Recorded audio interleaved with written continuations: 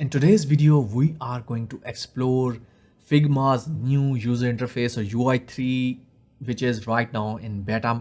And for me, my first impressions were not very good. I'm going to tell you why it is bad or good in this video. So let's explore, and I will love to see what your comments or what do you think about this new UI. So let's switch it. Now, if you have seen this new UI, you can go to this and you can see over here use new UI in beta. Now, if I click over here, you can see instantly I have something at the bottom. My toolbar is actually vanished and I have it over here.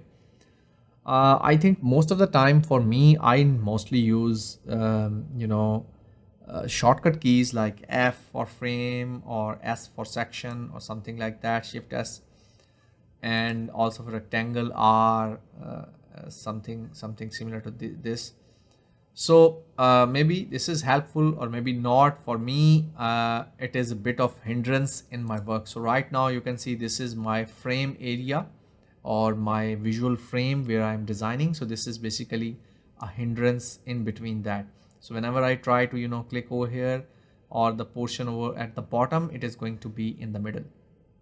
On the right, you can see they have changed few things. So if I click on this frame, you can see over here the position is almost the same. They have changed some of the buttons over here. Rotation is over here. You can also rotate 90 degree. This is a new one. Flip horizontal, flip vertical. I think it was not previously over there. Now they have added it over here, and this is almost the same. Position is same. So also you can see we have frame or group selected over here, and I'm not sure what is going to happen if I click on group. Oops, so it actually converts it to the group, which I think is good in some ways.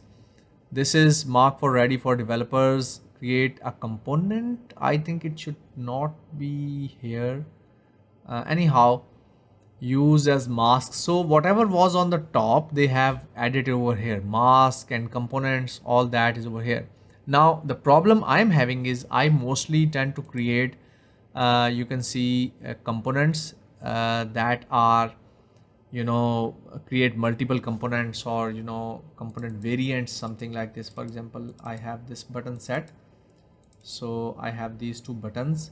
So whenever I click over here, I tend to create, okay, so we have this, but I like it to be visible somewhere. At least multiple components should be visible somewhere. Now right now I have to go over here to create that. A little bit confusing and time consuming in the start, and this is absolute positioning. Ignore auto layout. I think they have now this change the word. Then we have this again. What is that? Use auto layout. For me, this one is a bit more complex, and a bit auto layout section is a bit, kind of like a problem. So you can see over here we have hug contents. Let's use fill container. Okay, so this is the width, this is fill container. Anyhow, so this is the direction, this is the same thing, this is the spacing between these two, and then we have this is the positioning, this is the padding. What is that? Okay, so this is settings, this is resize to fit. Okay, so this is almost the same. Only thing is that union, subtract and all that is on hidden inside over here rather than visible in the top. From my perspective as a user experience designer, I think that the controls must be visible at all times. So whoever is an icon designer, I think they have to go over here, click again, and use this subtract and union and all that. So I think this is going to be a bit problem. Flatten selection is also inside it. Okay, so appearance is almost the same. What is that? Okay, so the most problem I'm getting is why the rounded corners are, or corner radius in the appearance. I mostly set it over here when I have the sizing, width and height. and I'm not sure what they have done. They have actually, so what is happening over here? So how can I set the width and height to be okay? So if I click on a static object, it converts to width and height. So this is actually happening. Okay. So if we click on an auto layout, it is going to convert to auto layout section. And if I click inside the auto layout, it shows more options. So this is a bit, confusing because they have mixed this constraint with the auto layout position. And this is auto layout, this is position. So this is constraint. This is y value, x-axis value. Okay. The only thing that is very confusing to me is this corner radius in the appearance. I think it should be somewhere. I'm not sure what is happening. Anyhow, so it takes some time to get used to it, but it is going to be layout grid is at the bottom. Okay. And export is at the bottom. That makes sense. I think layout grid should be somewhere over here near the frame because it is going to overlay on the frame. But I'm not sure why they have it at the bottom. Maybe it is less used, or I'm not sure. It is still in the beta version, so they might improve it. So fill is almost the same. Libraries and stroke is almost the same. Effects. Okay, so they have changed some of the icons over here. Like you can see the shadow is on the right, so I can see this is good. This is good. This is really, really good. Layer blur, drop shadows are shown over here. This is really, really good interface design. I would love that. Okay, so next go to the prototype, and I think we have almost the same prototype section over here. I haven't scrolled much of the things. Okay, so we have this one over here, and if you click on this, you can see we have all the assets and plugins and widgets over here. And how can we hide it? Can we hide it?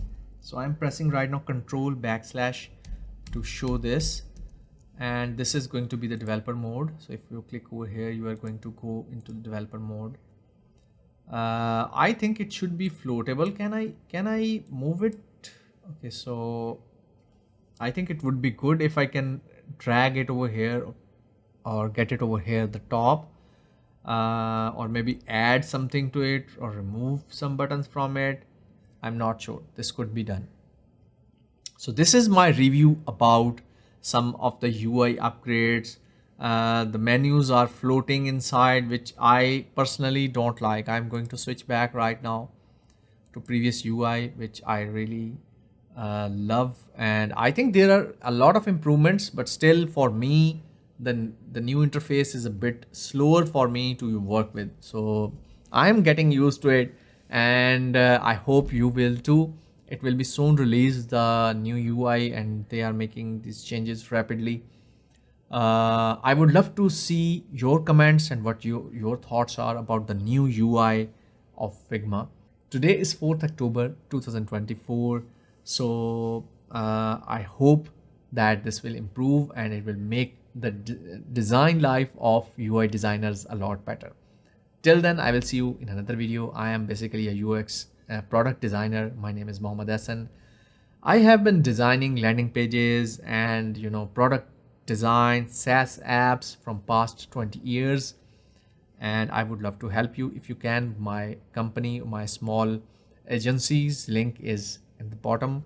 You can email me, you can contact me, and we can go further from there. Till then, take care, bye bye, and have a happy life and happy day.